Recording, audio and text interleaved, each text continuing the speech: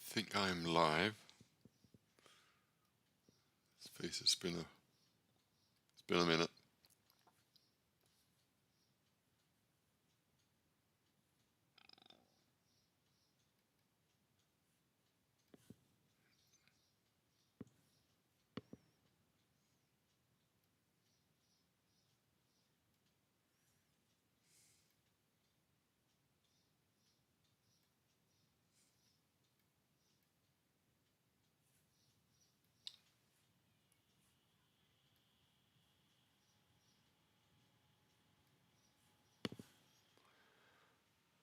Okay, I think we're nearly there. 1 second.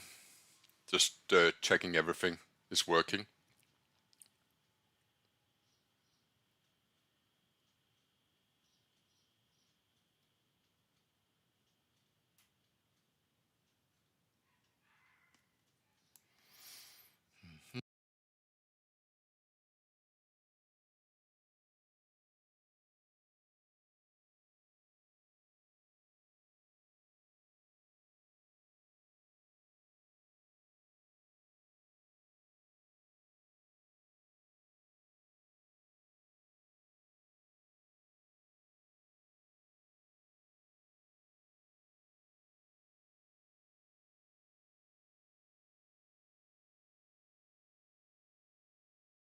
Yeah, I think everything is working now. Should be live and should be good to go on Divergent. And so let me just type here, live on all three. So good morning. It's I see here that my last stream was on the 24th of June, and then I went to Macau to participate in an event together with Al Brooks and his colleagues, and then I came back and was severely jet lagged, as were many others that were there and that traveled back to Europe. And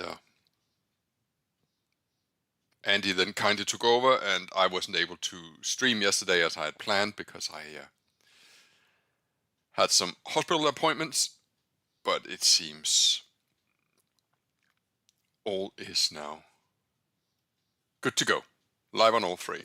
And the markets will open in approximately, well, shortly.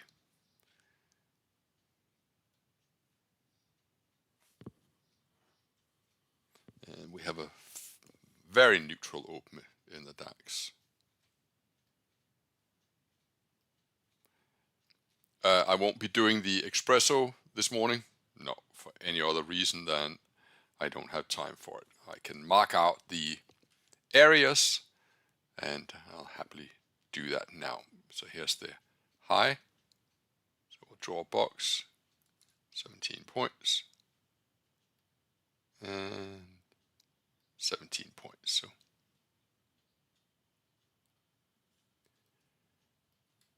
Espresso long at 146 and Espresso short at 086.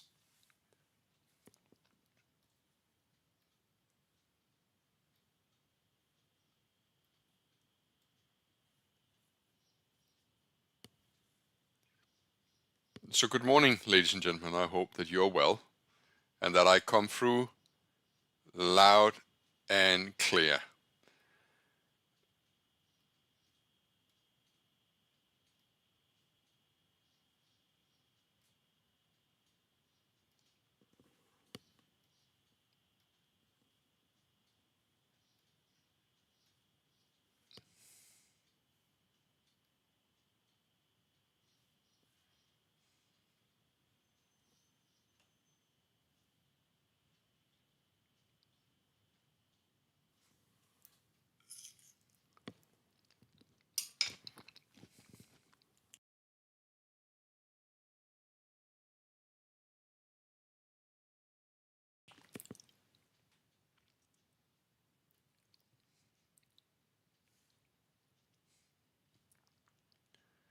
We went as low as 87, and the market actually found buyers there. The overnight range is relatively range bound. If we measure the swings of the overnight range, we have a push of 60 points higher and about 80 points lower.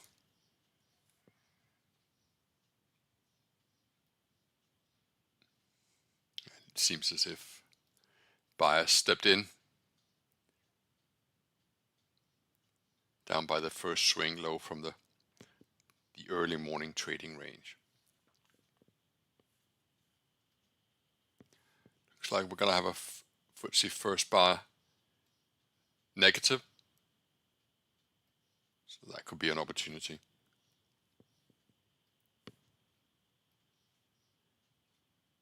Espresso is triggering. Let's see, have a look. The Espresso is an approach where you take the 5-minute range just before the market opens. So we define that as 27 high and 104 low. And then you add 17, 18 points. That takes you for a long position at 46 with a resting order, or a short position at 25.086 with a resting short order. Stop loss tends to be a fixed amount.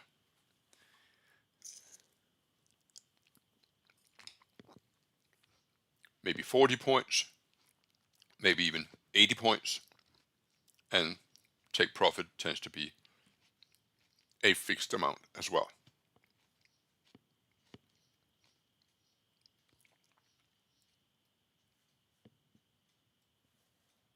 Right, I just need to relaunch my FTSE position for my other screen.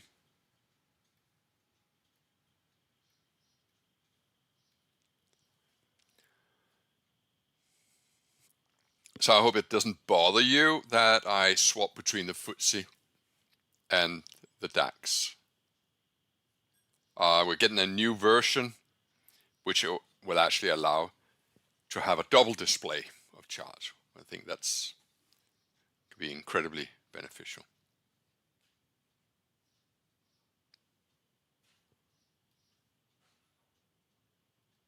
So we were talking about the Espresso. You bracket the last bar before the open. Today that's 127 high and 104 low. And then you simply add a buy order 17 points above, and you add a sell order 17 points below the low. So 17 points above the high and 17 points below the low.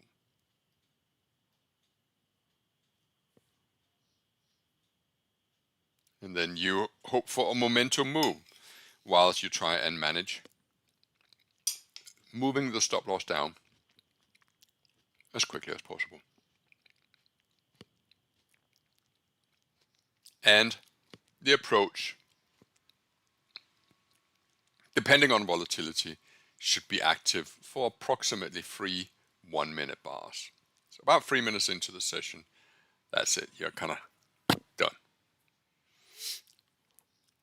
I'm just going to check if there's any comments, because usually that's when I hear that, okay, somebody's saying divergent is not working, but there's only one person, so I'm going to conclude that it is in fact working, because usually if it's not working, then I get 100 messages saying it's not working.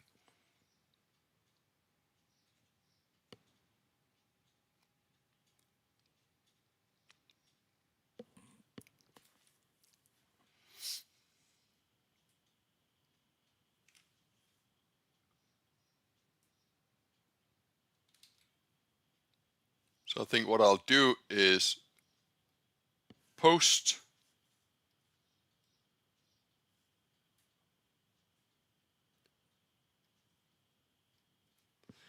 this chart in Espresso explained. There we go.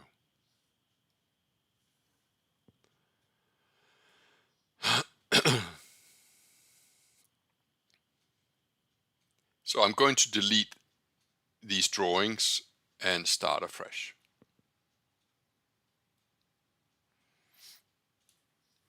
Espresso to the downside did not work.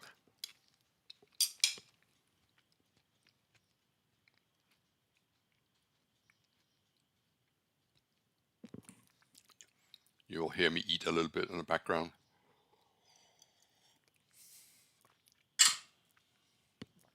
Also, full disclosure, but I'm semi-naked trading today. Just so you know. Don't think you need to know that, but now you do know that.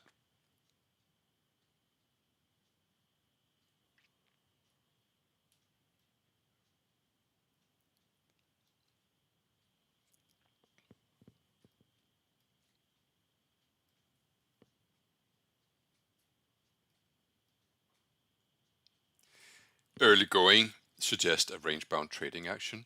We are still within the confines of the overnight market. Interestingly, I'm doing some research on the overnight market and its impact. I'll perhaps show you a chart here.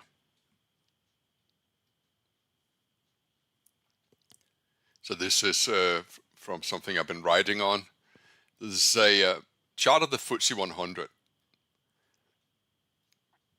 And if you purely look at the shall we say the pink area, yeah, you'll notice. So if you sort of don't look at this, just remove it temporarily. Don't look at this. You go, okay, market rallied. Obviously, there would be some previous day, but the market rallied and then it fell hard and then it rallied again. But if you then contextualize it with the overnight range, you say, well, okay, what it did was it went above the overnight high and sought out the liquidity up there, or I would say ran stop losses and triggered orders, and then it did the same down here. And so what my research is aimed at is how often can we expect this. Incidentally, a colleague of mine, somebody I like very much, called Tim Fairweather, he was talking about it at the event in Macau, and he's saying, and I really wish I could get him to say it himself, but I think he said, if I get the percentage right, I think he said that 60% of the time, which is, relatively significant, 60% of the time, and I think he was referencing another market than the FTSE, the market would test the highs and the lows of the overnight session within the regular trading hour. So that obviously you could argue, well, that's a range-bound market. Well, yeah, well, that's one way of looking at it. There you go. So we came up right to the trigger point of the other Espresso level. Not that the Espresso level is then really valid after the first 3 minutes, although you could, and I do, say, oh, well, you know what, it still break out. But we didn't break out.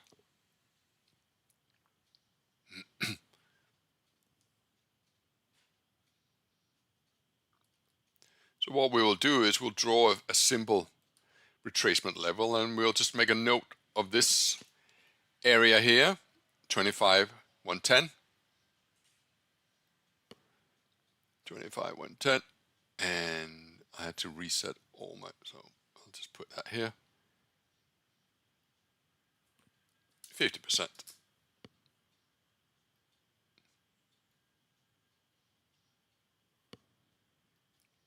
So now we have a reference in the DAX.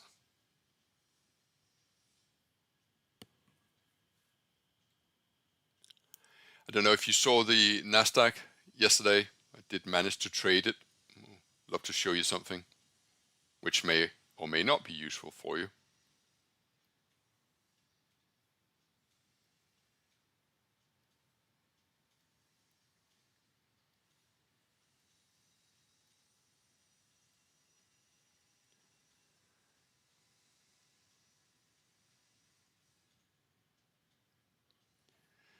So the Nasdaq yesterday had it came out of the gates, storming out of the gates, and it had a very volatile open, big push down. And I started buying. I can show you later where I started buying, but I noticed that the candle on the first 5-minute candle was 170 points. So I thought maybe we're going to get another measured move. If you can go this far down and be so overtly negative as it was, then it's probably going to probe in the same direction by an equal amount. So I drew a line here. Do you see that 649? That was my target, and that was basically based on sort of a rough hand-drawn idea that we will probably go in the opposite direction. In the end, we overshot a little bit, but it was a pretty good objective because it allowed me just to add a bit more on the way up, which you know I do like to add to my winning trades, never to my losers.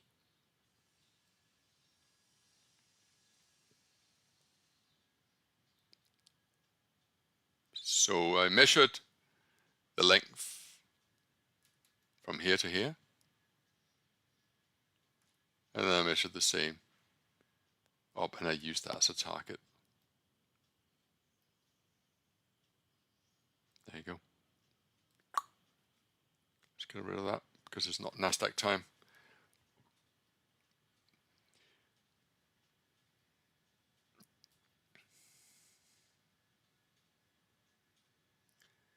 So the FTSE is trading above the overnight range.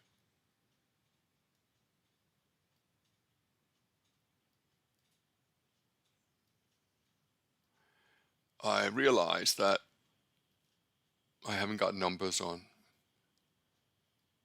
As I said, I had to reset everything. So now there's numbers on. Sorry about that.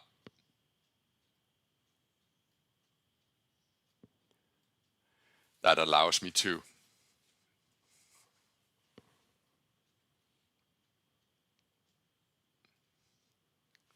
it allows me to talk about charts, individual candles, and then we all know what I'm talking about.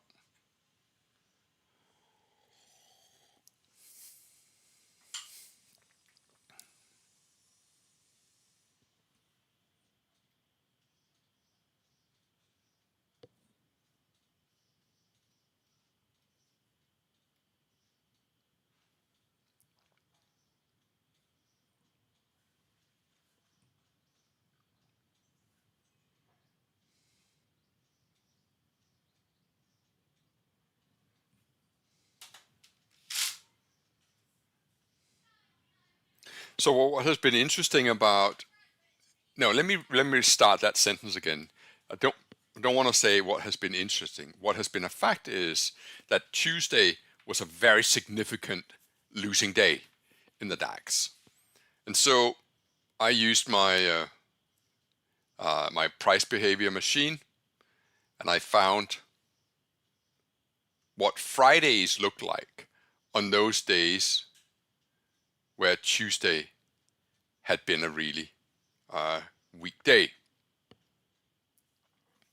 You know, so to this end, I will need to make use of e-signal.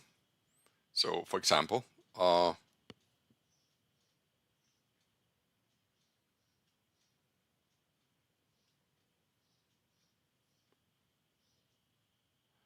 just need to take a screenshot of this presentation mode, enable laser pointer, hide candle numbers, show drawing time. Just give me a screenshot.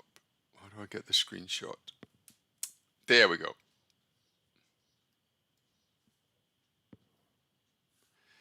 So, for example, the 3rd of March 2026 was a significant weak Tuesday.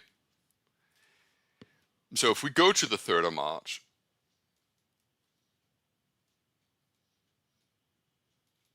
which we have here, let me show you. If we go to the 3rd of March, so there's the weak Tuesday.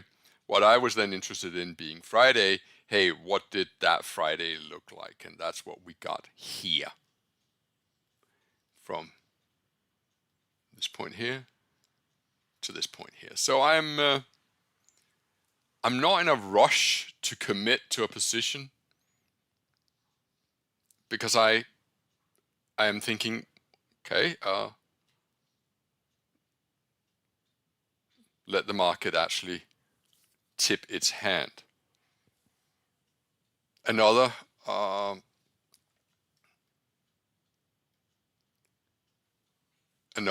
very weak Tuesday was the 18th of November.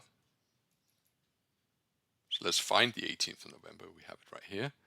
So here's the 17th of November. So that's, so if we split this up, so this is Friday, this is Monday, and this is Tuesday. So you see it's a very weak Tuesday.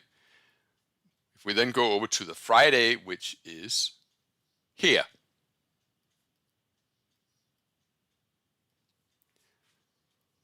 well, on that particular Friday, we have a gap down, but a range bound up, down, up, down. So basically a range bound all day.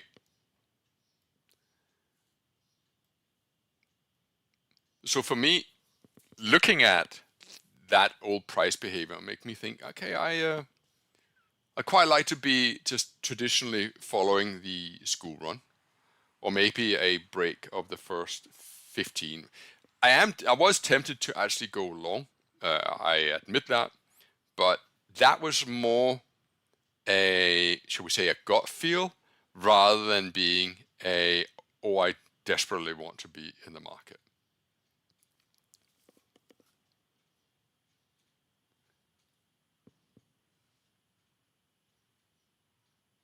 So it looks as if the DAX is trying to get a rally going.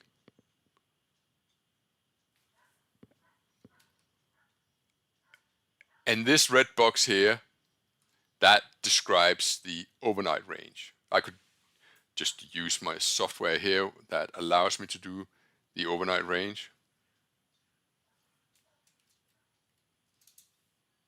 And then it would look something like this. There you go. So that's the overnight range. And I like that kit, but at the same time, sometimes I'm finding it a little distracting to have it, and then I just disable it.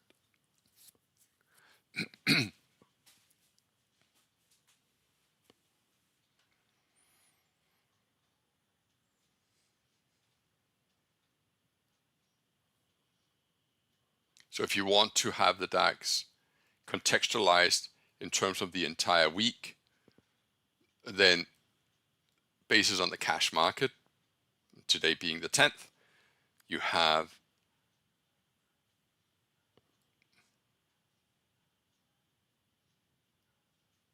it looks like this.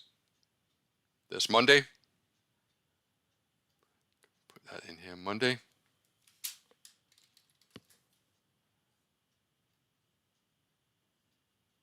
And then Tuesday.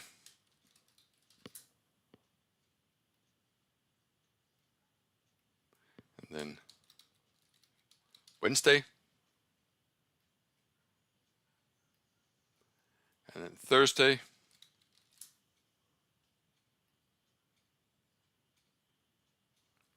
That sort of gives you an idea what we are dealing with price action wise throughout the week. And then we got Friday, which is the big question. What do we do now? And so Monday was a trend day up until the US opened and then reversed. Tuesday was just a significant trend day, open at the highs, close at the lows. Beautiful day to trade if you love trends. May not be so easy, maybe very difficult to believe that you can sell short down here. I guess that's part of the trader's equation, part of the trader's training is to be able to do that. Wednesday, big gap down, and then an even further push down. Bloody hell, somebody killed that dog. Sorry about that. Love dogs as long as they don't bark. And sort of we saw a low down here. You can see that 24/7 was marked as a potential for me. Didn't quite reach it. And then a retest on the Thursday gap low. And so it's probably not completely unrealistic to expect a high. You'll see that the DAX is currently trading at 25,163. If I mark that in,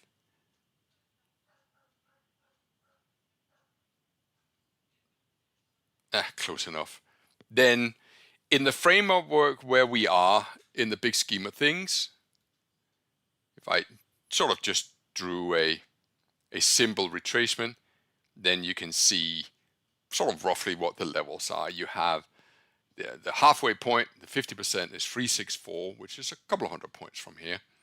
And so, of course, Friday has the potential, if it really wants to rally, then it does have the potential to do so.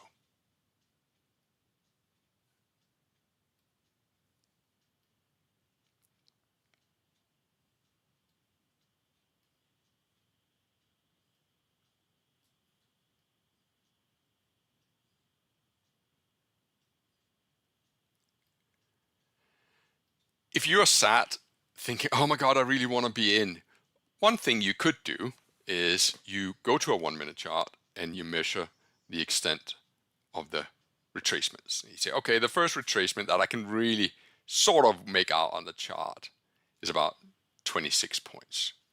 So somewhere between 20 and 30 points. So there you go, 26 points. So if we drew a line from the current high and we extended that down by 26 points, it meant, hey, I'd like to be a buyer around 140. We're currently trading at 160. Another thing you could do is you can say, you know what, I'm going to split my trading size up in two. I usually trade 10 lots, and I'm going to trade buy 5 here at 60.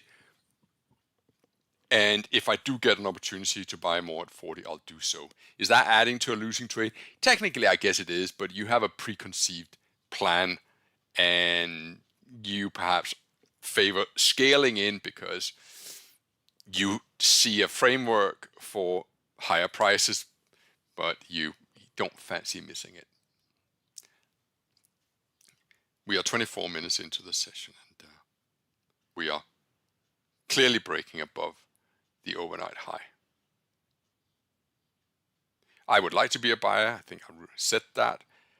This is not the kind of service where I tell you that I bought 5 minutes ago. I would never do that to you. Here there's just full transparency. You will see what I do and when I do it, and that's that. So, you know, perhaps I'm feeling the same kind of, oh God, come on, give me an opportunity. If you really are going to rally, allow me to rally with you. FTSE, on the other hand, is showing a different kind of behavior.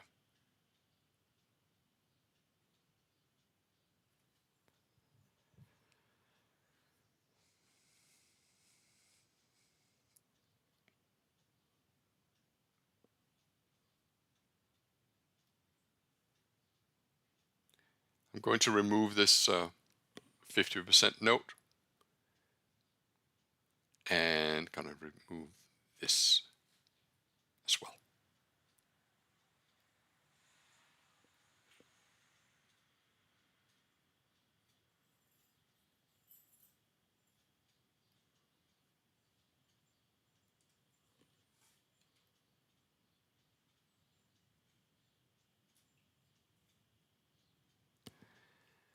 Feels like the DAX is just grinding higher. I don't know if you... I think I like to just buy it at market with a smaller stake size than I normally would. And then I will allow myself the opportunity to buy a little bit more. Am I adding to a loser? Technically, but my normal stake size is 30. And I'm thinking, if this just runs and runs and doesn't really give me an opportunity, then justifiably here and arguably, I've simply just been a buyer above prior bar high. I got the way I interpret the chart, and let me just show you the position just so you know. The way I interpret the chart is you got a bear bar 1, which is attempting to do something, but it's not really achieving its objective at all. It's not like it's trapping out bulls or bears. It goes down to the low that was set just 1 hour before the market opened, which is, traditionally is where we, in the old days, is that that's where the market sort of got ready for the real session. We tested that. That was down at 79, which coincided with the Espresso. Then we have a bull close 2, and from then onwards, it's just been building. The highest retracement we have so far is 25 points, and that was from this high here to this low here. And that sort of gives us a sense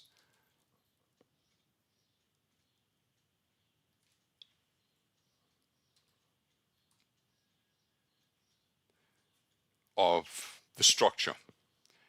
Over in the FTSE, we got a first bar negative, and that is now being retested. So now I am buying full blown, normal size, the FTSE, and I'll just post that in Telegram. So that's an entry at 104.84, 104.84.1, and I'll have a stop loss at 104.54.1.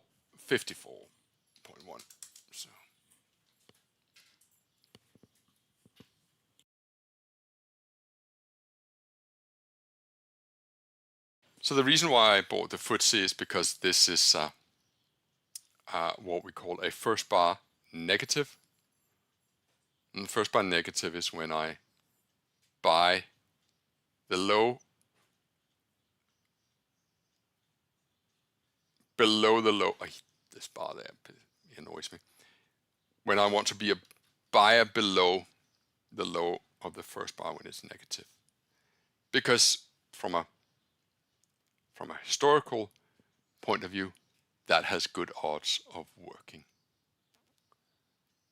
So I got 2 positions going here, none of which is really doing anything.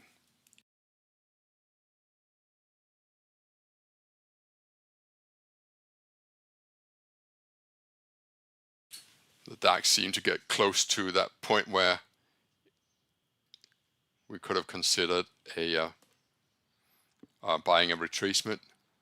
From the highs down to the lows, we retraced 21 points. Not quite 25 points. I can keep an eye on my trading ticket price here. I'm long from 84. I'm currently trading at 83.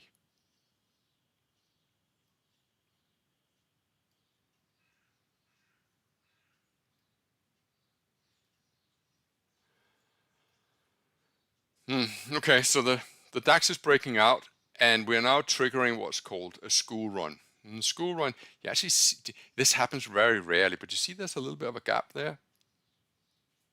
Tiny. So this is a school run low. So I'm just going to buy at market. Don't have much of a choice. School run triggered at the high.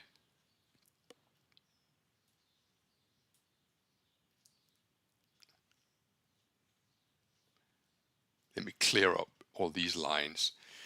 So do you see this bar here? This is the second 15-minute bar, 15-minute chart, second one. Okay, obviously I can't do that because I just opted to hide all my lines.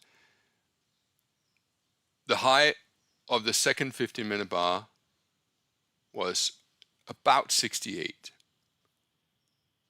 And that's why I bought. I should have bought at 68, but you see the market actually jumped just as that 15-minute bar closed.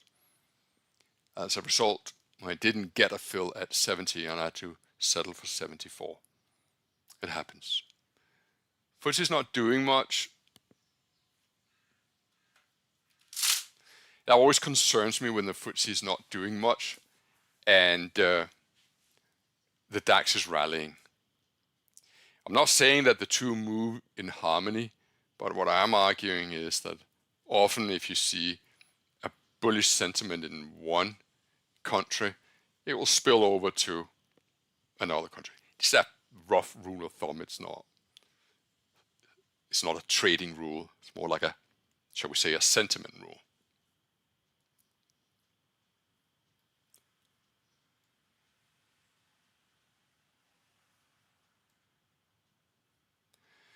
I'm going to reduce my stake size in the FTSE down from 100 to 25 for no other reason than the FTSE doesn't act in a way that makes me think, oh, big movement coming. So essentially I cut 75% of the position at a break-even entry, meaning I'm only long 25%. Let me just explain that on Telegram.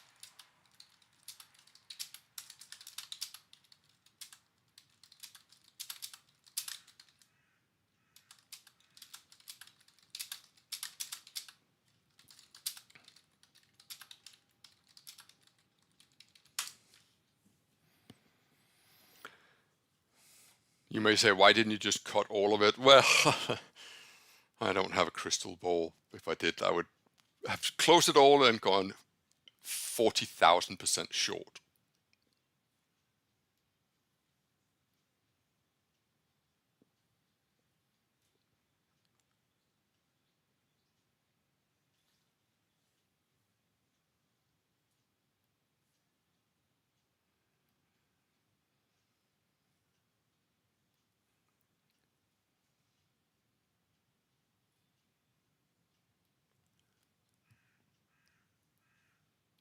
Let me show you the overnight range.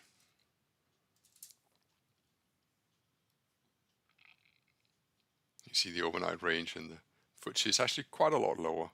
Incidentally, right where my stop loss is.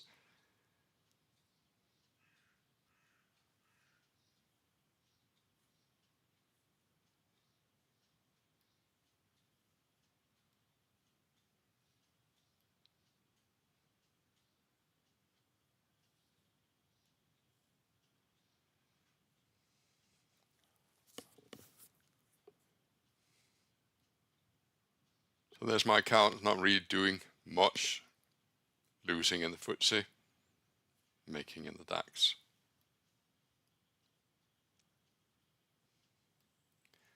So I'm now down where I'm trading the 1 minute chart because I want to add to it. But look at this last retracement. Did it get down to 25? No, it didn't. 21.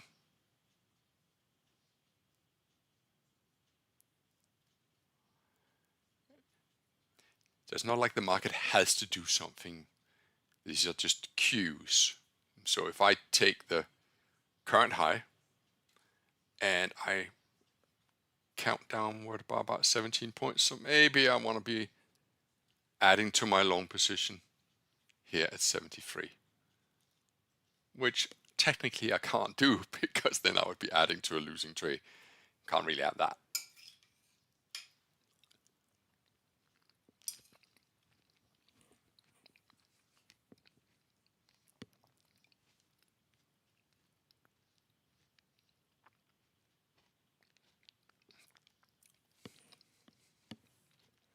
My breakfast this morning consists of a pot of quark. Quark is a sort of a cheese yogurt, high in protein, no fat, very little carbs. That provides me with approximately 40 grams of protein. And then I mix some fresh organic blueberries in. And then, and this is going to be the real kicker for you, I then add about 25 grams of denatured brewer's yeast. And what that does is provide a whole range of amino acids and vitamin B in various sorts, including B12, plus also a good dose of fiber and a good dose of protein. So overall, the meal is approximately 50 odd grams of protein. Calorie wise, probably not more than about 400 calories. Fat, negligible. Carbs, well, there's the blueberries. There you go. And I'm still sat semi-naked, in case any of you were curious if I had actually migrated to put on trousers.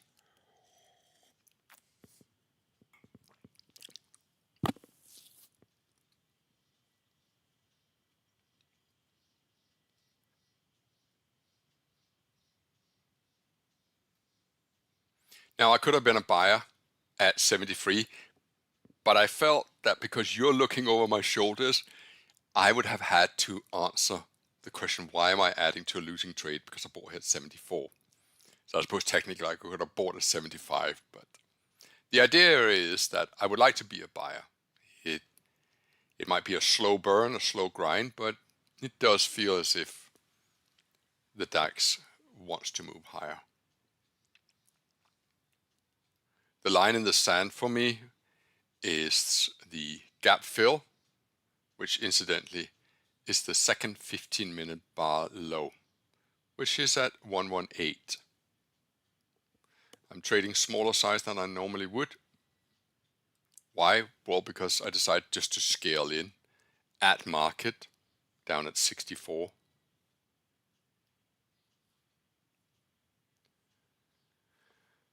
Which is here.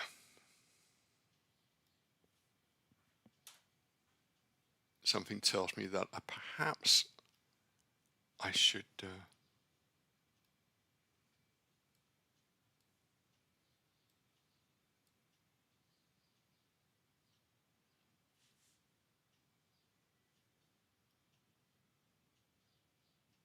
ooh, funky.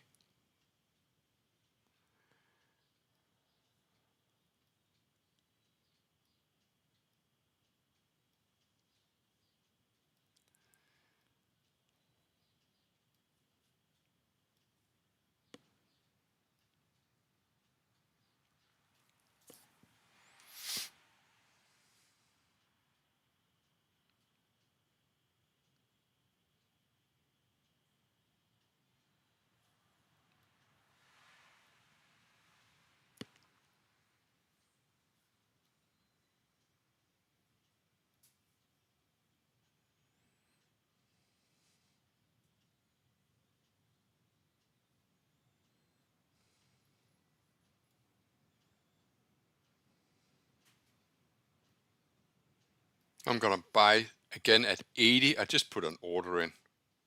Here, 80.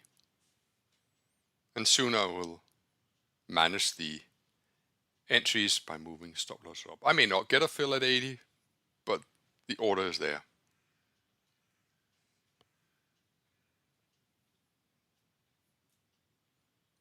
It's not entirely random why I picked 80. It is the body low of candle 8.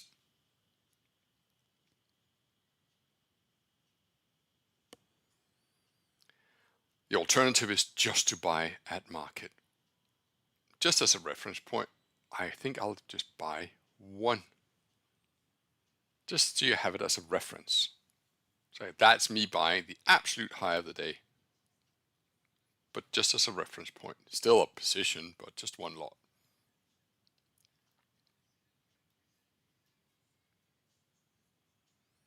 So am I going to get a fill here? Yep, I am. Nope.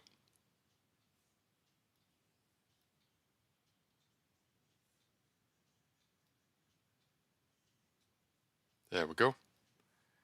Filled now at 64, 74, and 79. Now let's look at the size of the retracement. Anything I should worry about?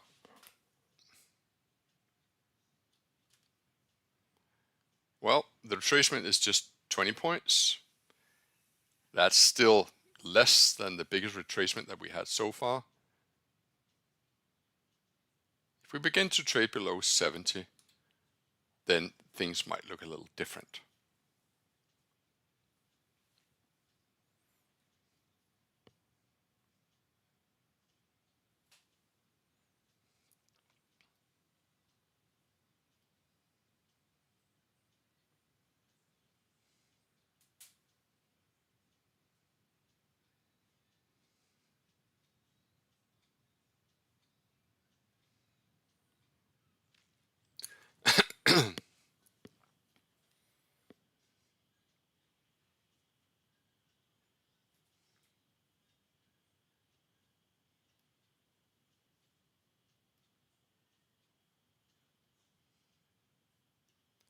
So the third 15-minute candle, candle 3, is now a clear doji. And I wonder if, with 1 minute to go, what the bulls are going to do about this, because that could set up a trap for them.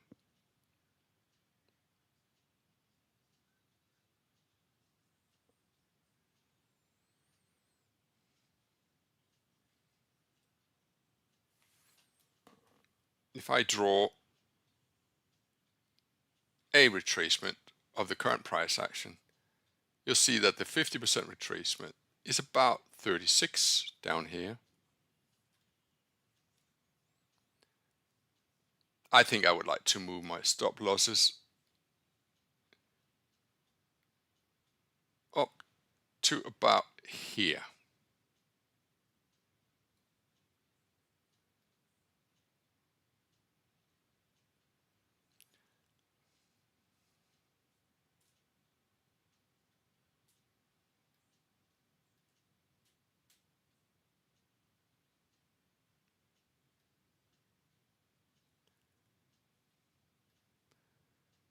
So now I've moved my stop losses, pretty much all of them, to around 25,111.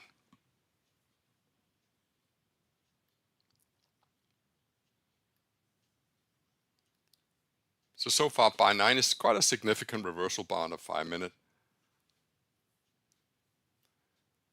And all my positions are now underwater. Those positions now add up to a full position.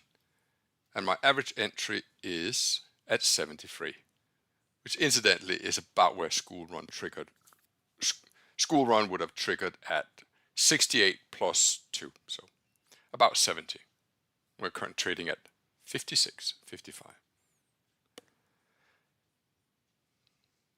So, but bar 9 is a concerning bar for the bulls because it closed at its lows. Just wanted to take a look at the bigger picture, saying, well, is there anything here that could trigger such a reaction? Well, you get up to the high of the second hour high from what would be Tuesday.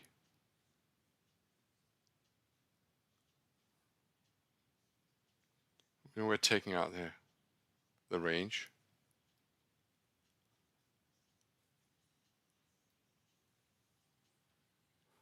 And let me show you my account, currently losing about $1,100. And the FTSE not doing anything. So that trending move that I was hoping for, like a trend day perhaps, turns out that the ghost of Tuesday and Monday so far has been too much for the bulls to be fully committed. And we are down now at the 50% retracement, which is at 36. I am long, and at this point, wrong.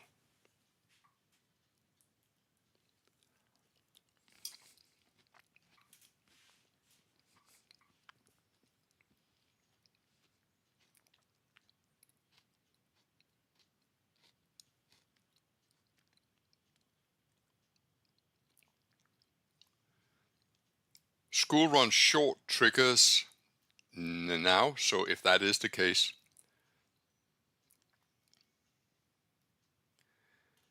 I will close and I will go short. So that is now triggering and I need to go short.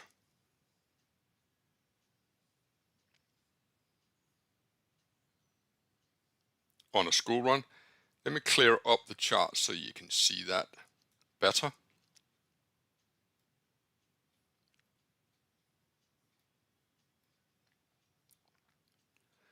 School run triggered long up here and I had to sort of stagger into that position. But now we have triggered short.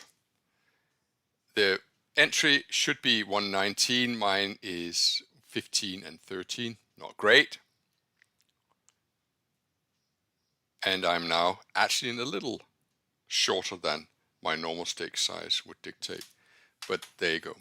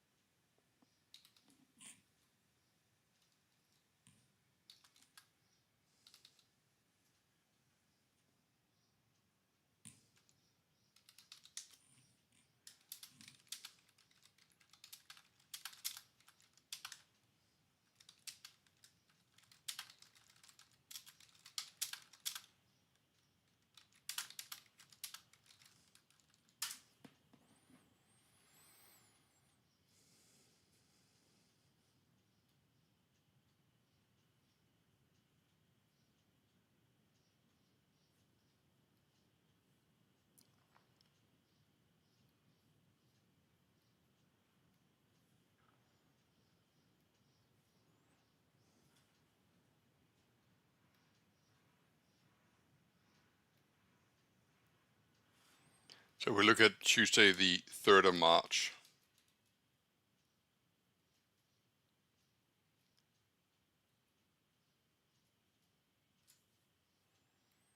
And then we look at, so this is the 3rd of March. Then we look at, well, what happened on the Friday, which would be this day here. On this particular day, we rallied off the open, slightly gap up. But then about an hour into the session, 45 minutes into the session, we began a reversal. And then retracement, and then basically just going down until the US Open. And a move of approximately nearly 3%. From high to low.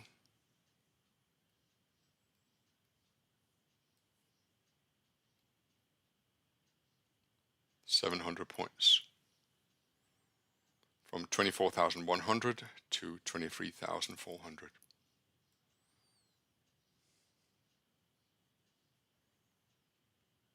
So that sort of contextualizes the decision to go from long to short. Has happened before.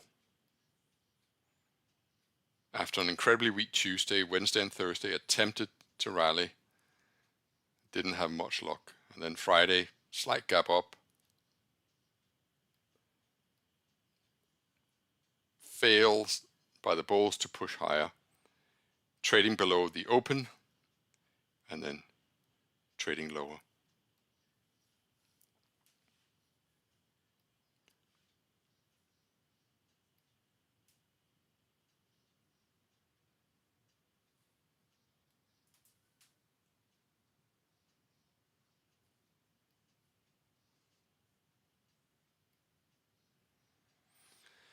We haven't quite traded through the low yet at bar 1, if that was to happen. You may see some short covering. But if you begin to trade significantly below bar 1 low, and by significantly, you have to gauge the momentum, then it's not completely out of the realms of possibility that we're going to see something like we saw here. Now, market, of course, never repeats exactly. But if we look at this,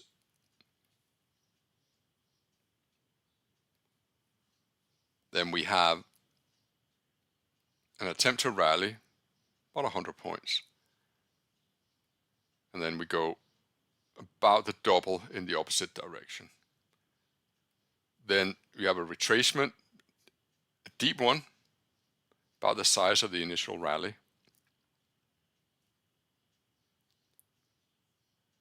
And then the really big push down, the second wave, came after 10 o'clock.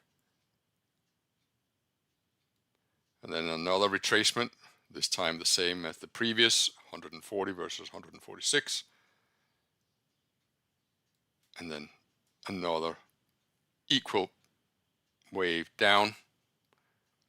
So you have down 200, 180, down 330, and another 330 and retracement. See, that's the harmony that I'm always so particularly fascinated by.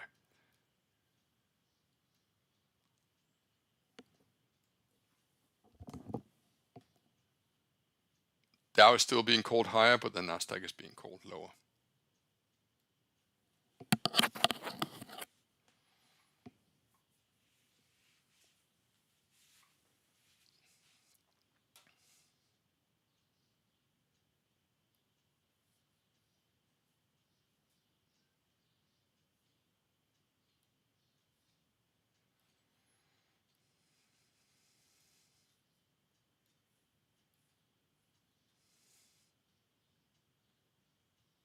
So here's a chart of the price action today.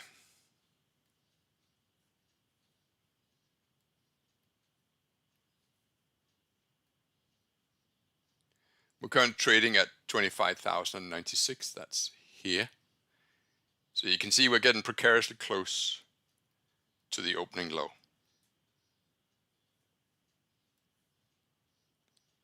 We rallied 120 points. If you do that in the opposite direction, and you about double it, or you can even just go as a measured move, that would take you down below and close to around 24,940.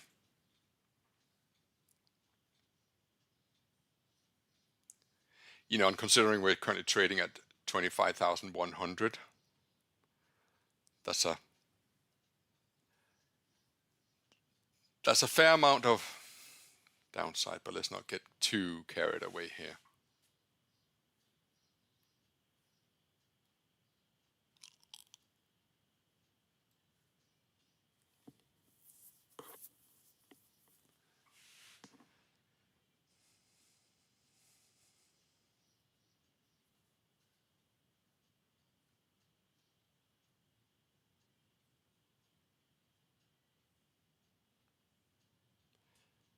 I'm not the only one who has this data, I'm sure.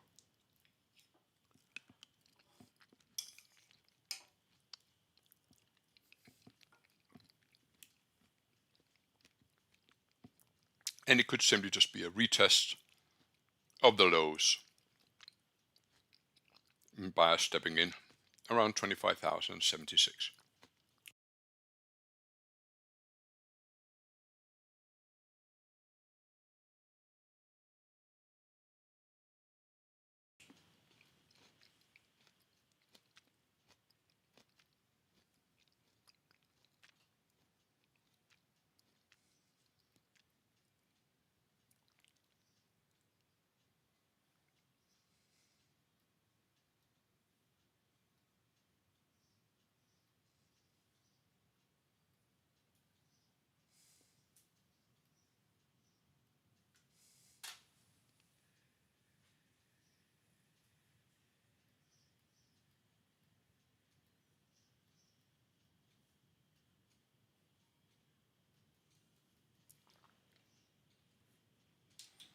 If you want to see how the third actually looked like on a 5-minute chart, well, it's not the third, it's the 6.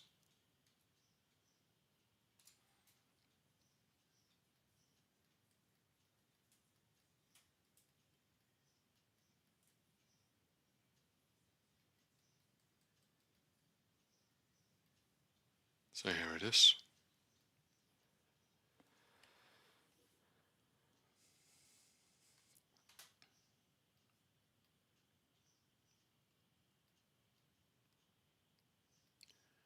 You know, the retracements are significant, 50 points.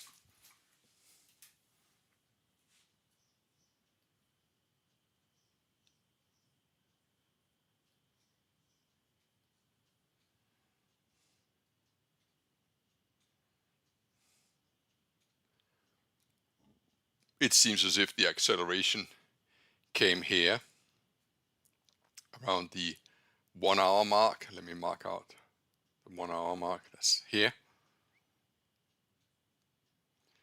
Whilst of course we're already sort of down here in this area. But so far the DAX is holding 25,100.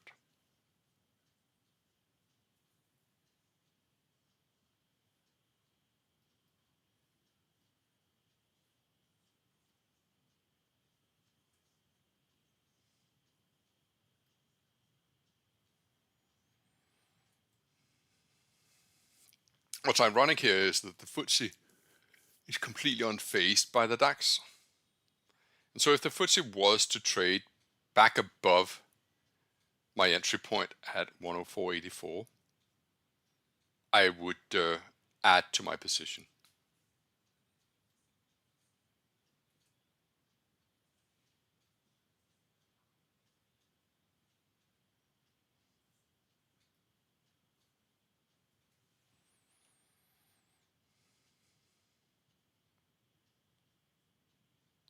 So far the bulls have been stepping in near the lows, not quite the lows, but near the lows.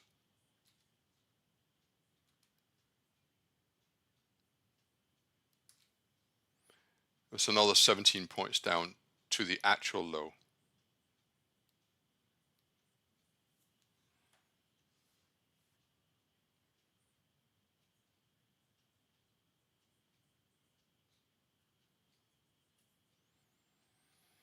And this obviously contrasts with what we're seeing here.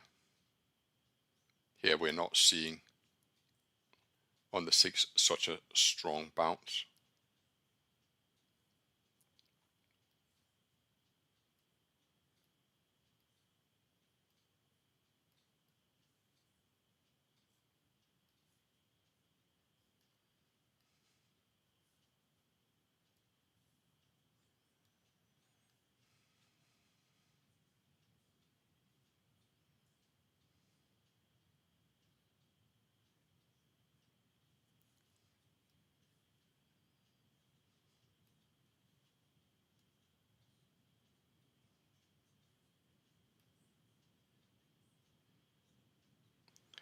So it's an incredibly weak candle 5 on the 10-minute chart. But I don't particularly want to have a stop loss all the way up here.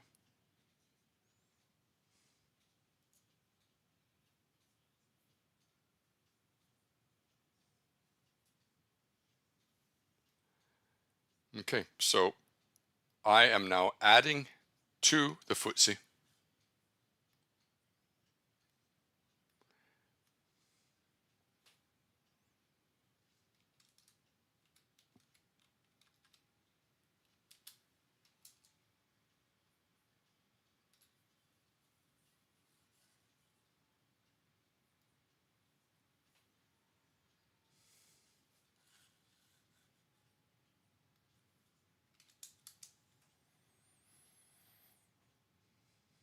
I'm going to add again in the FTSE.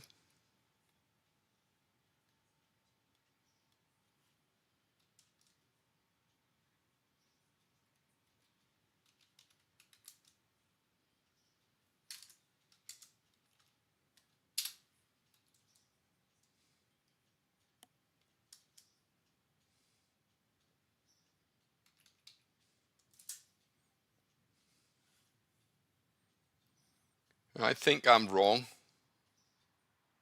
in the DAX.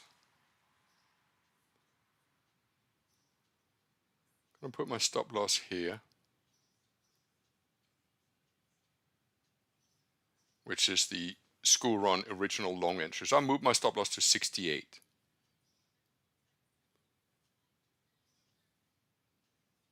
Maybe it's time to be a little more aggressive in the FTSE.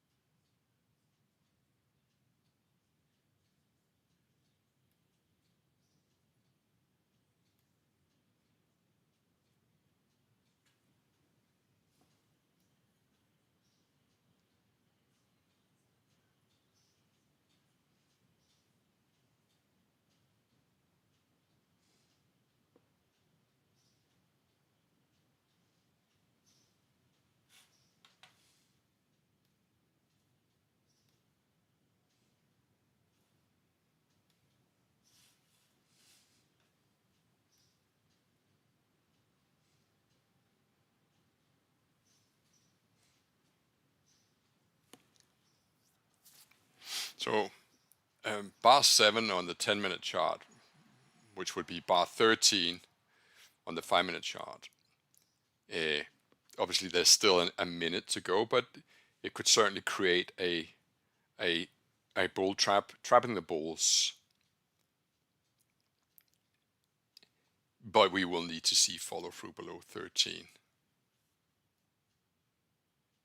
I'm buying some more in the FTSE. It seems to all of a sudden have found some strength.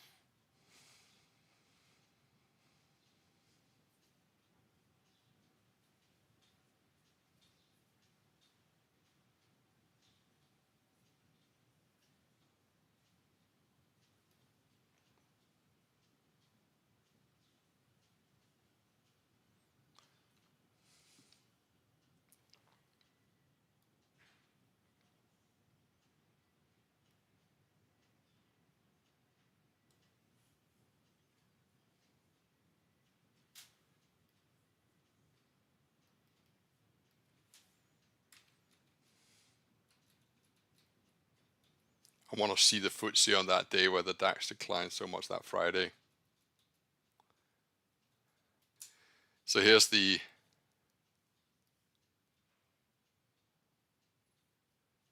FTSE there is declining with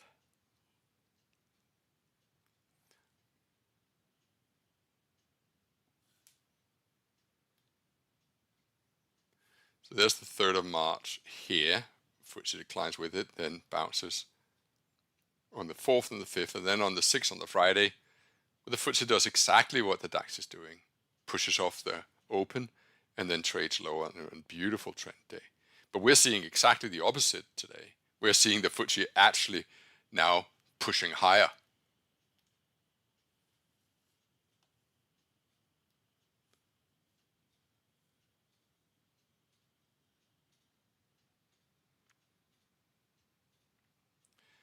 I'm going to play it a little conservatively and get rid of some of my DAX, reducing my position significantly and moving my stop loss above bar 10. So I've closed much of my DAX position now.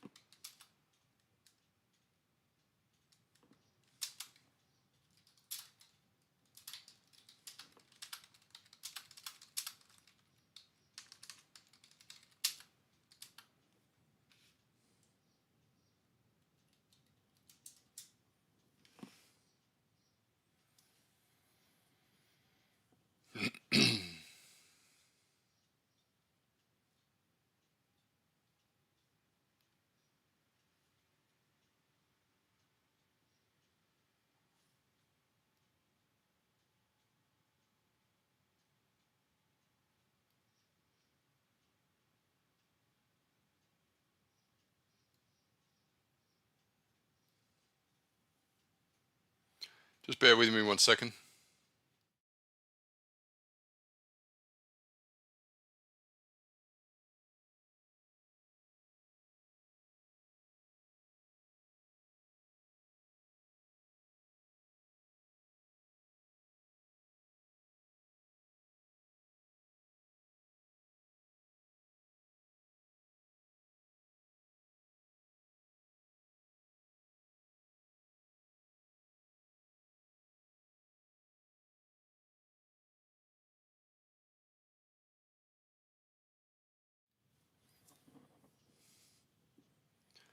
So I was stopped out of the DAX.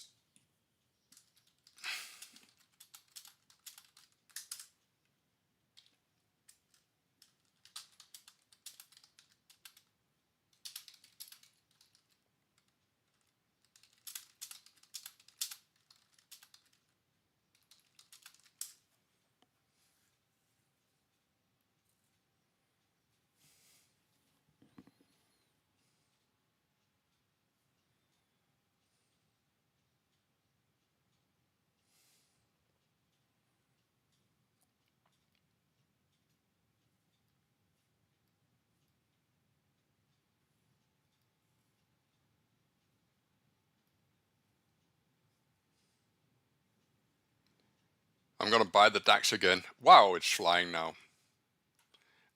Filled at 67. Feels like momentum has turned now. You could argue, okay, we had a school run long, then had a school run short, and now we're triggering the school run long again. Not ideal price action. And obviously I don't have to do anything about it either if I didn't want to.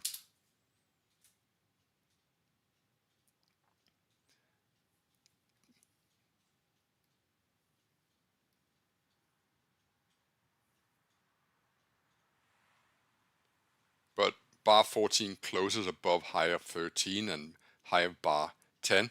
I would expect to push up towards 25,200. Still need a stop loss for this though.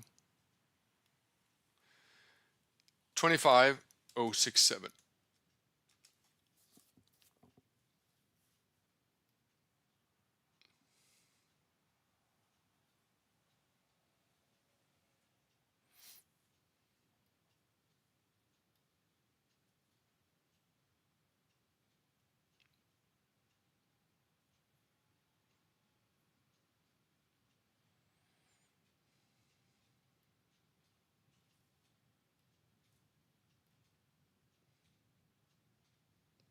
DAX doesn't quite have the same oomph in it as the FTSE does, which is ironic because it was the FTSE that no one wanted to own. 20 minutes ago, nobody wanted the FTSE. Now everybody wants the FTSE.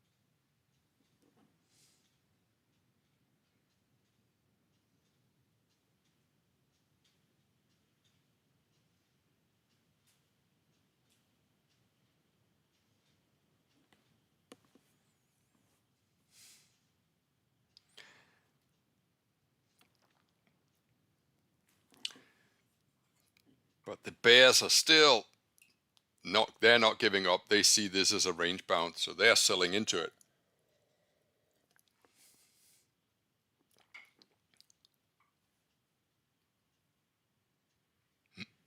I'm adding to my FTSE here at 94. Excuse me. Excuse me.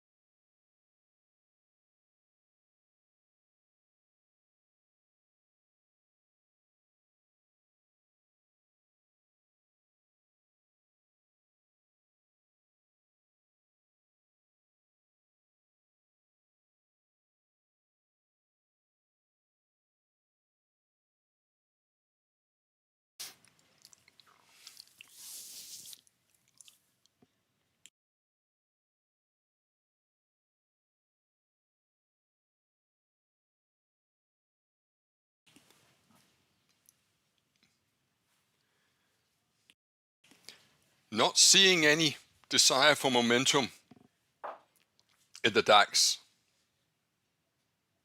If the bulls can't pull through on 11, 12, 13, and 14, the bears are going to punish them. And the same in the FTSE, which is now losing me.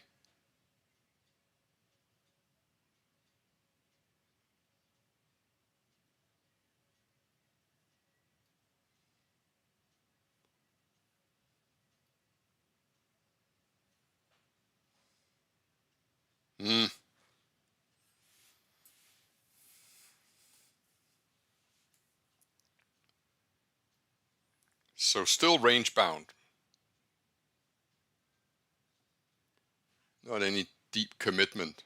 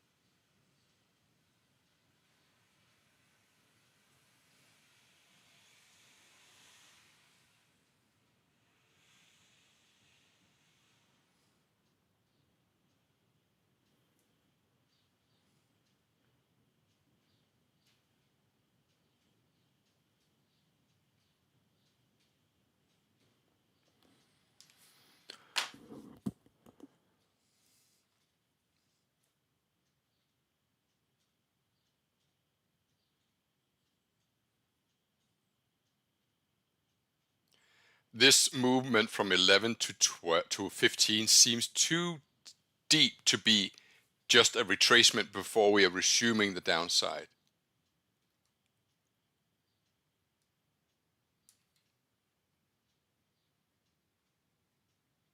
So I'm expecting a retest of the 67 area.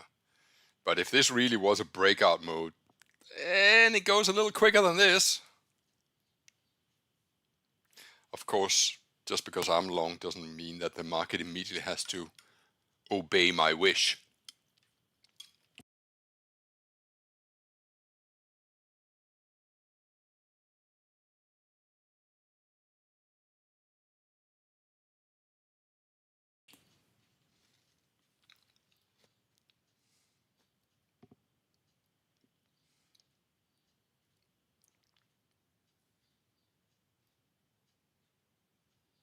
So I'm long from 84, 86, 93, 97, and again 94.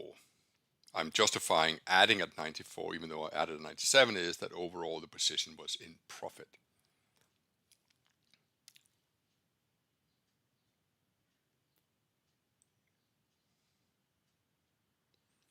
We were approximately 5 points from the high of the day.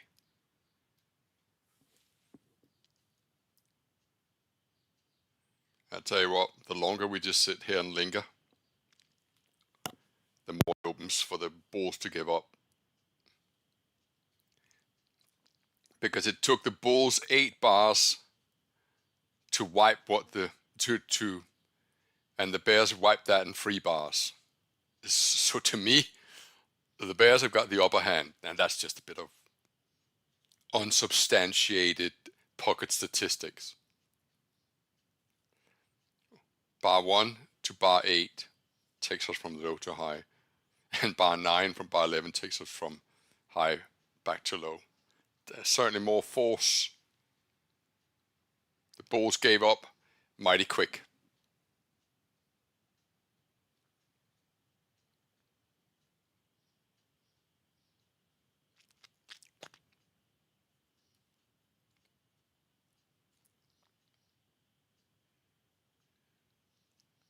And 167 is significant because that is the breakout of the second 15 bar. And that's exactly where I added, and I re-entered, and that's exactly where the bears actually had the upper hand.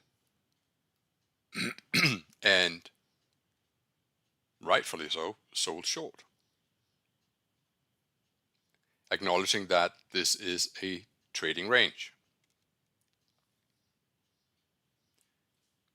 If you look at it from a 30-minute chart, you'll perhaps get a clearer vision of it. They sold right at the cusp of where the bodies realigned there. That's where they sold short. Whilst I saw it as breakout school run, and now we are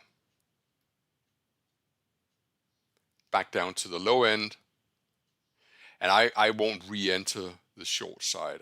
I think that would be dangerous for me, because I am sort of the kind of trader that bets on breakouts as opposed to betting on trading range behavior.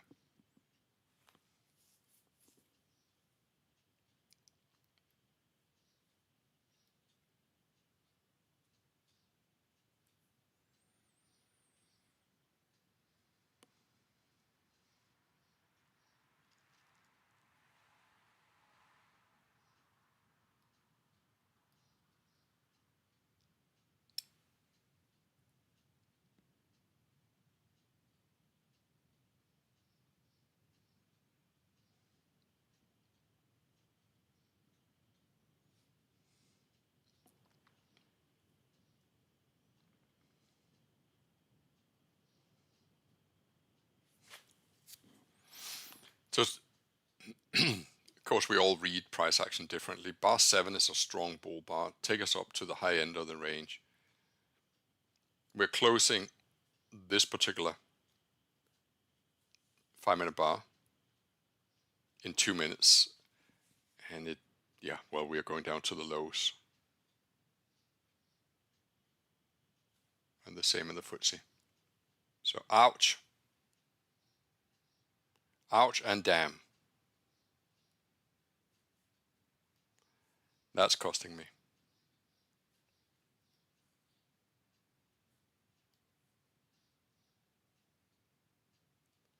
Now I just gotta have faith that it is indeed trading range behavior.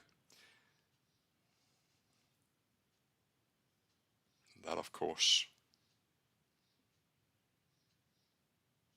means being patient.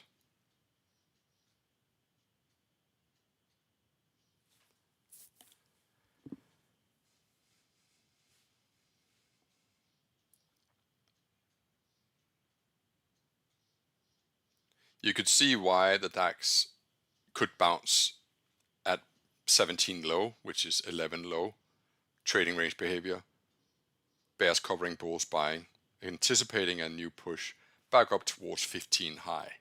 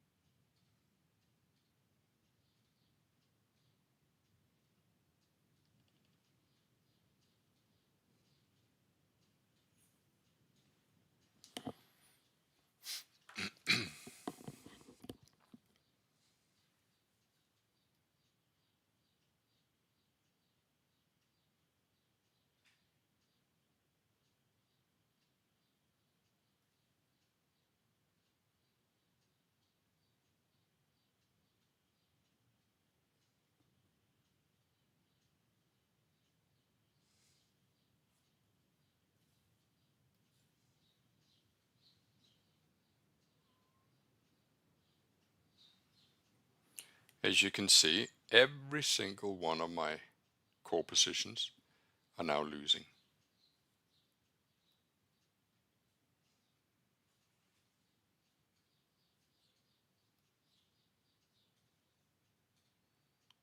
Here's the naked chart. Is the FTSE range bound as well? Well, time will tell.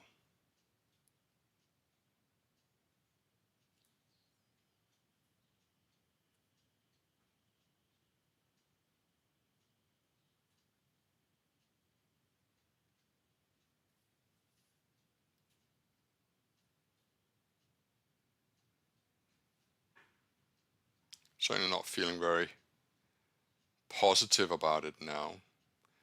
Dow's being called up, Nasdaq being called down.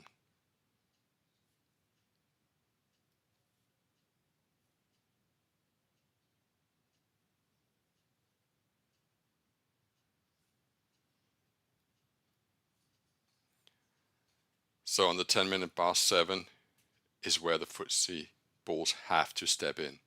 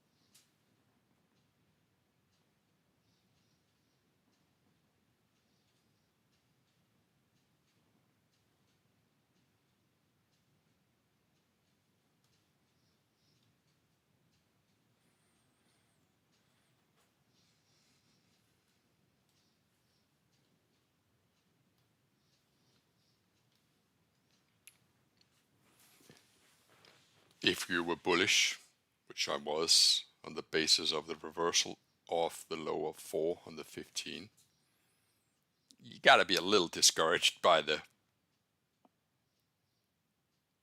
idea that we are retracing the entire push higher. You see it much clearer perhaps on a 1-minute chart.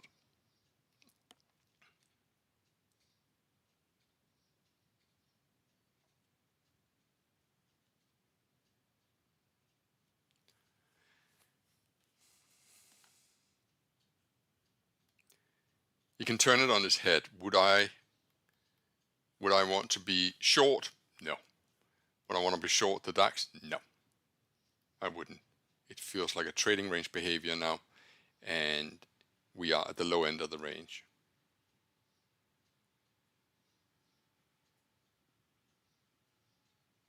And so far the bulls are stepping in the DAX at 13 low. And that pattern, well, if it is trading range, we'll be going back up to 10,500.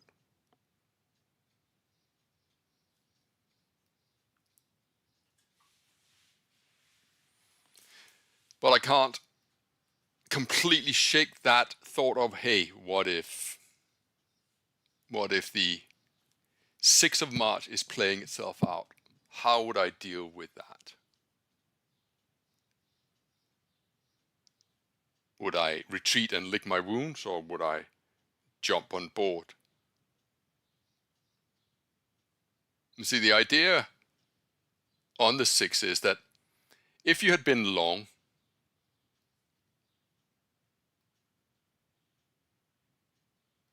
let me just get rid of the price ruler and then make this a little less thick and a better color.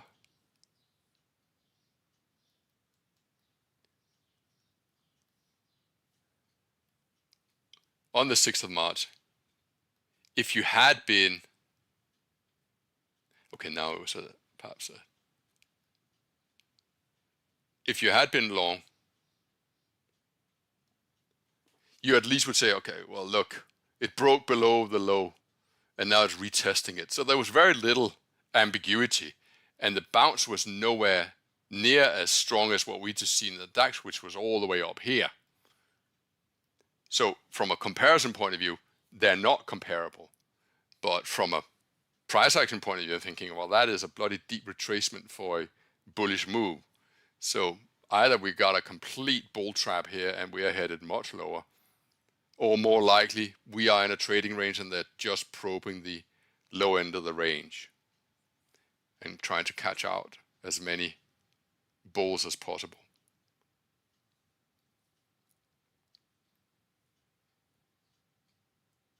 So I'd much rather trade something like this. But I don't get to pick and choose.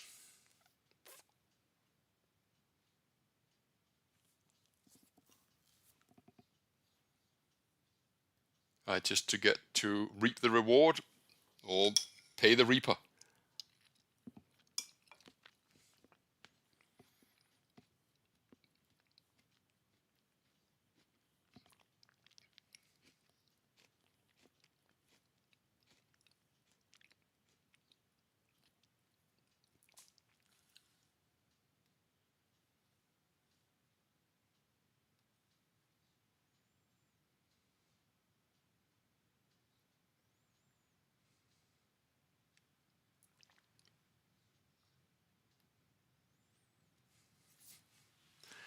All right, let me take a question.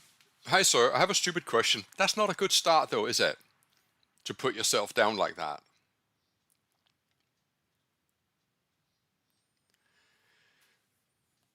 Hi, sir. I have a stupid question.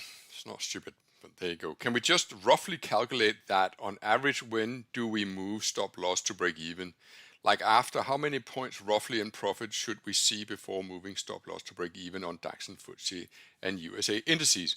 I'm asking this because I've always been struggling with break even. I've always been so conservative with my break even. I always do it very early and end up missing a good move. It would be great if you can address us a little bit. Okay, well, look, moving a stop loss to break even is entirely your prerogative. When you move a stop loss to break even, do you move that stop loss to break even because of the chart and the price action, or are you moving it because of yourself? Because those are two different things. So if you move it, the move stop loss to break even, fine, you have the benefit of having no more risk. But it may not be the best thing to do from a chart point of view. And so you have to differentiate the two. And only you can address that. You know, it's very well that I say I would do this or I would do that. But at the heart of the matter is, when you move a stop loss to break even, that is a decision based on emotions as opposed to a chart point of view. For example, if I had moved my stop loss to break even in the FTSE, yeah, I would have had the benefit of not sitting on this drawdown. But from a chart point of view, there's nothing really here to suggest that we couldn't go back up again. And that's the difference. Okay. Mohammed is saying, is the DAX not doing what he did yesterday? Maybe so.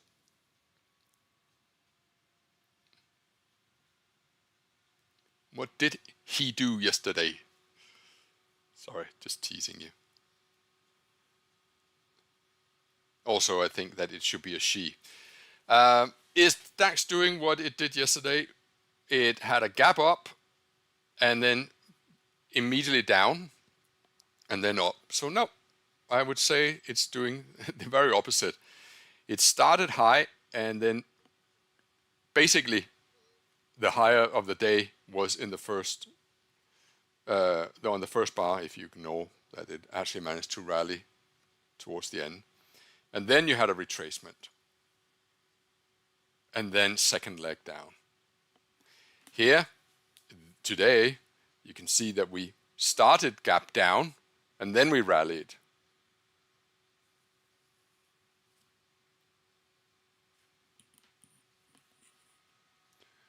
Okay, is there any more? All right. And then somebody saying, hi Tom, why you guys don't use TradingView accurate data from the exchange of NYSE and get German 40, etc. You and Tom can afford premium plan. What do you mean accurate data? What do you think we are trading on here? Inaccurate data? We're trading the real market prices. What a weird question.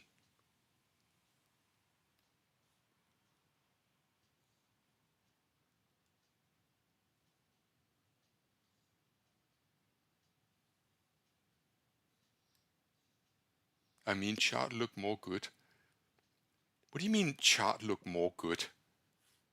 You can design your chart however you want. You just go to settings and you can have whatever.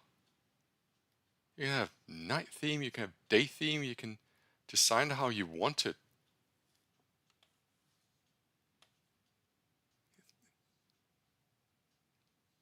Strange.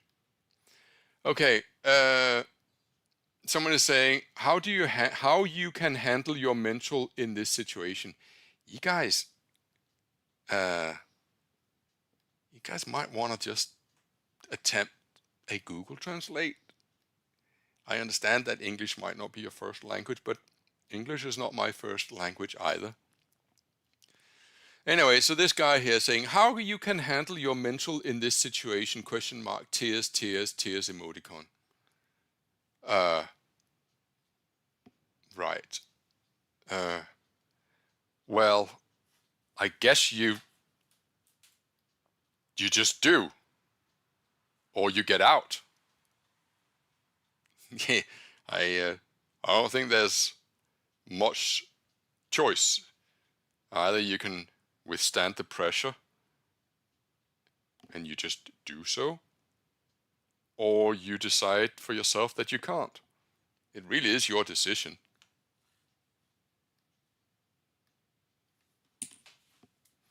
So back to the guy who says that my charts look not more good. From bar replay, you can analysis and analysis. From bar replay, you can analysis. Bloody hell. No, we're rolling out the heavy English users today. Yeah, I have the same function in eSignal, which is a professional trading package. So here I can do replay. You know, I have the same function as you have. There we go. Okay, thank you. Right, seems like there's no...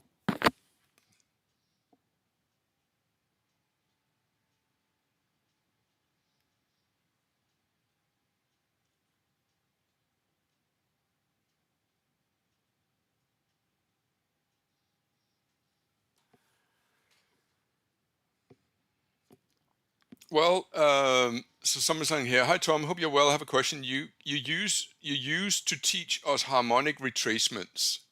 So here in the DAX 5-minute chart, after the big move down, we saw a retracement by 11 to 15, expecting another move down. Well, quite possibly that this is just a retracement, and then we will see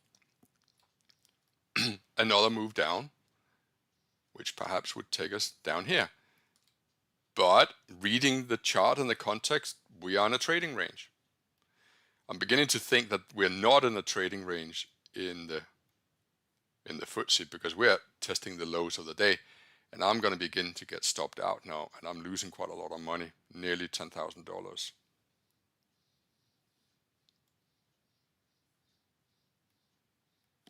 All right, that is the questions.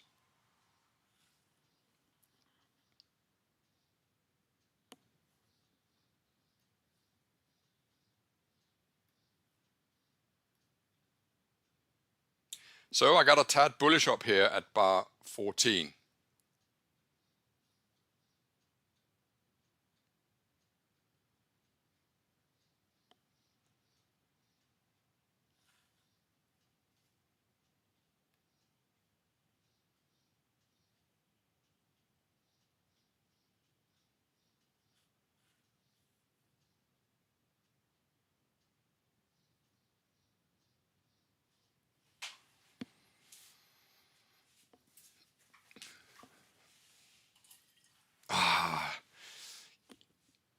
as a trader, and when you're sat with a loss, you sit there and think, should I have seen that reversal at bar 15? Should I have been out sooner?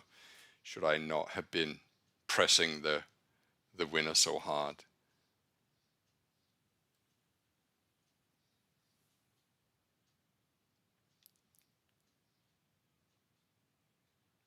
Which I suppose is a good thing to have some sort of an audit filter, isn't it?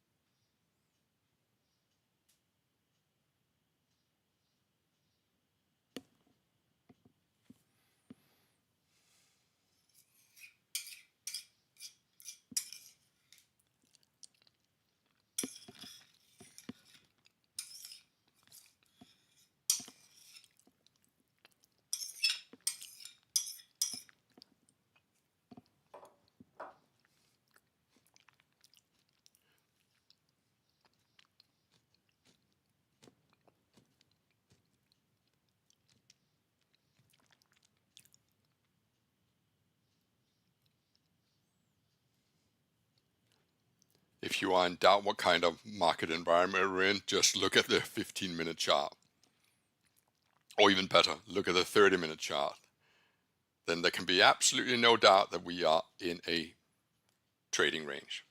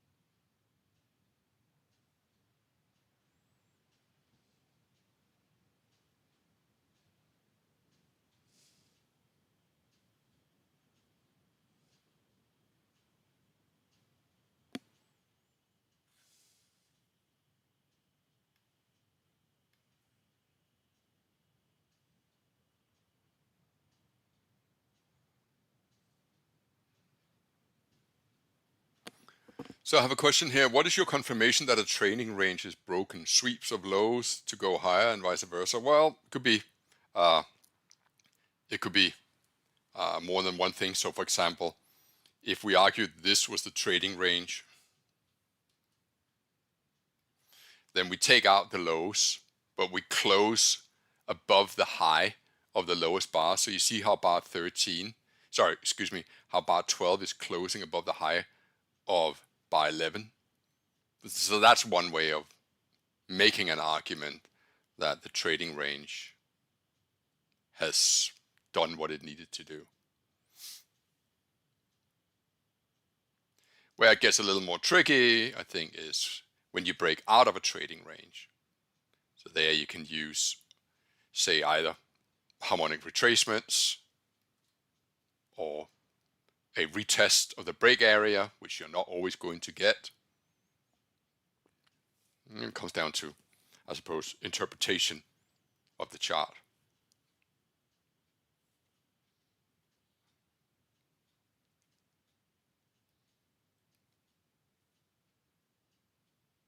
FTSE sat right at the flat line.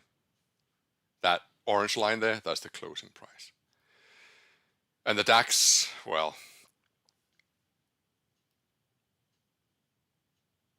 excuse me, I need to sneeze.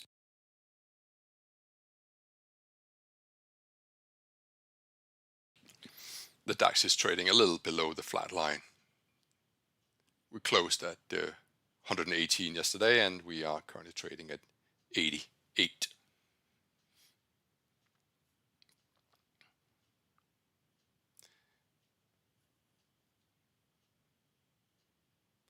So I was betting on a bull breakout, didn't happen. Then I was betting on a bear breakout, didn't happen.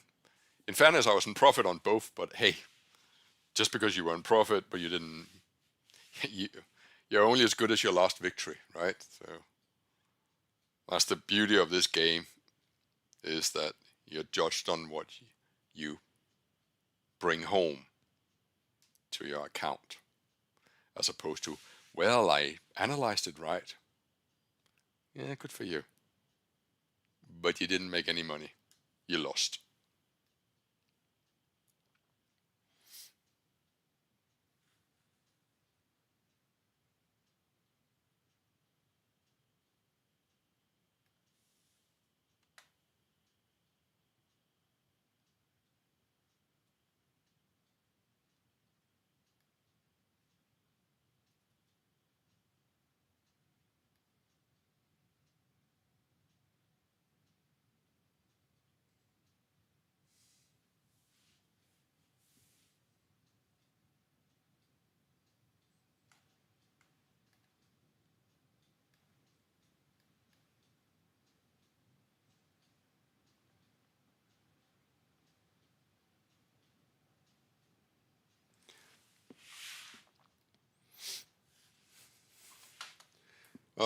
Would love to show you a chart of something that I was writing on earlier today.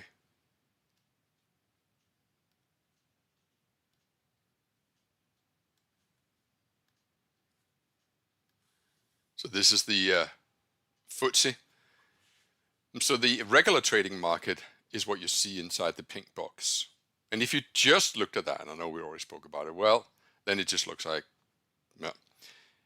But in this context, somebody asked me, what is it that happens before the market opens? Well, that's the overnight market. And so the overnight market is a market that is quantified by less volume, whilst what's going on in the pink market is when the regular stock market is actually open. So we're breaking to new lows in the DAX and in the FTSE, and I am unfortunately on the wrong side of the market. And while we still look like we are in a trading range in the DAX, there is a chance I'm going to be stopped out. Here's the state of my account. I'm currently losing £12,000, so it's quite a big loss. And so far, that elusive trading range behavior hasn't been coming. We have just been going down non-stop since bar 15. And the DAX has also got the better of me since bar 15. We've been trading lower. When we broke to the upside, I actually bought at 67, and you will see that that is pretty much the high of the secondary move. The bears, they immediately, much better than I did, acknowledged that this was a trading range behavior basis on the first and the second 30-minute chart, and they sold right at the body high.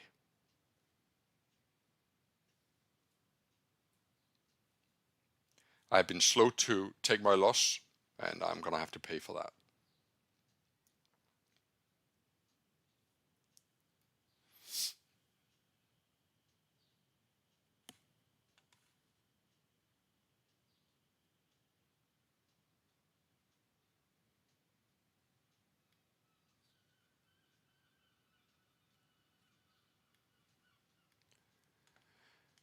Hi Tom, your stop loss is 100 points above. What are you risking per trade? What would you lose if it hit the stop loss? Well, if I'm trading $100 and if I have a stop loss of 100, then it would be $10,000.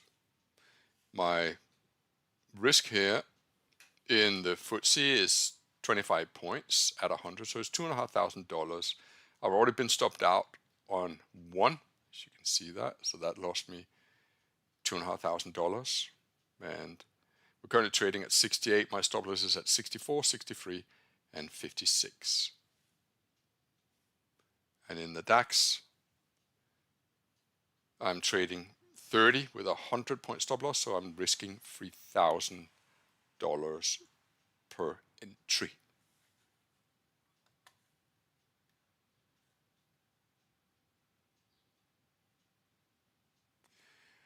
Hi Tom, I hope you feel good. I wanted to know, do you look at the S&P 500 during the European session, or do you only look at the price action? I only look at the price action from the DAX and the FTSE.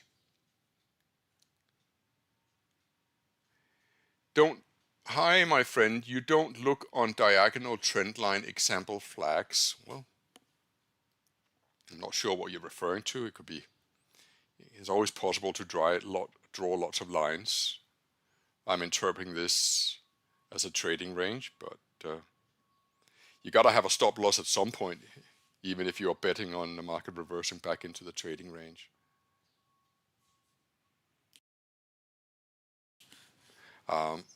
I'm not the greatest fan of drawing lots and lots of lines on my chart. It strikes me as somewhat, I don't know.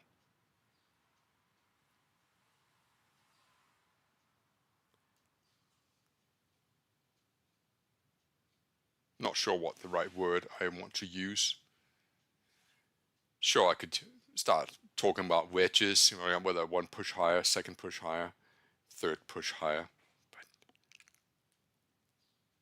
so in that sense, you could argue, well, this is in the retest. Yeah, no, fair enough. But this takes place during the outside hours. So if I just look at the inside hours, I'm just dealing with this. Yeah.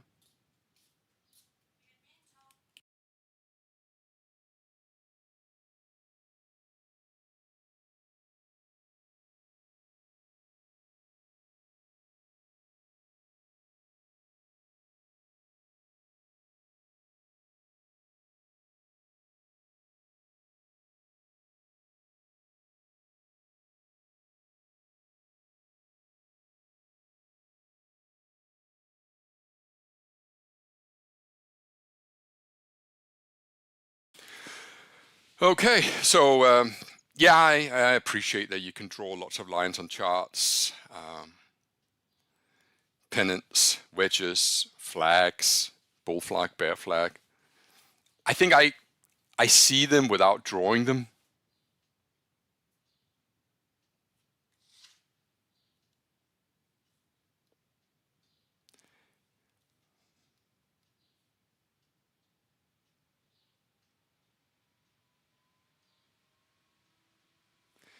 So somebody has asked me here, hi Tom, sorry for my broken English, but I've seen some of your older videos and the question you kept asking is, what if I had bought the market? How would I have reacted? And my question is, what if you sold the market? Well, if I had been fortunate enough to and acknowledged it, I obviously would have added and added and added and added, and then I would have highly likely taken profit down at the lows of the day.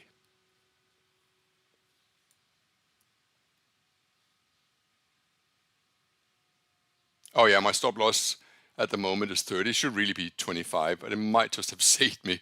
But I've been stopped out of 2 of my 4 positions. Thank you, Enk.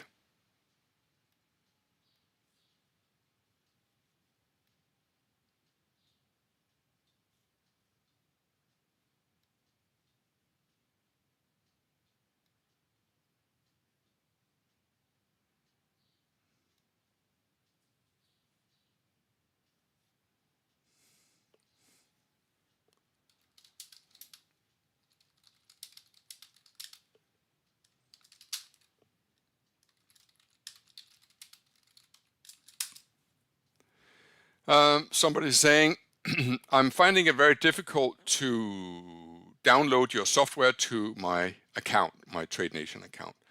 Could you please steer me in the right direction? Steer, I think is what you're looking for.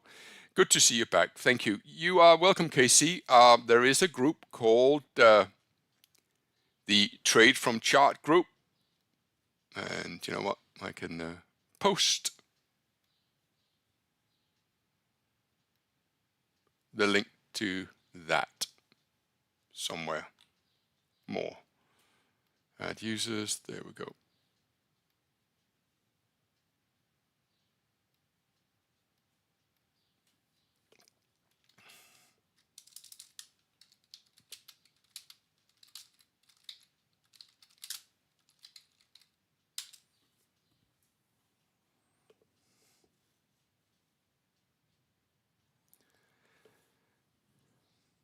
Well, I'm going to keep these positions open. Just realized I've also been stopped out of the DAX. That was a poor place to have my stop loss. That's the annoying bit about having an arbitrary fixed stop loss. I need to adjust that. I should not have been stopped out, but I am, and that is what I'm going to have to accept. I think this will then be a good time to finish today's stream, and then I will post my entries.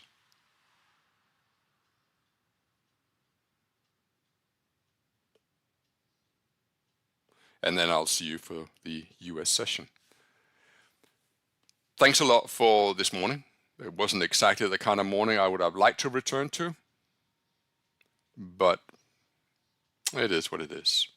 Okay, I will see you later. Stay strong. Bye-bye.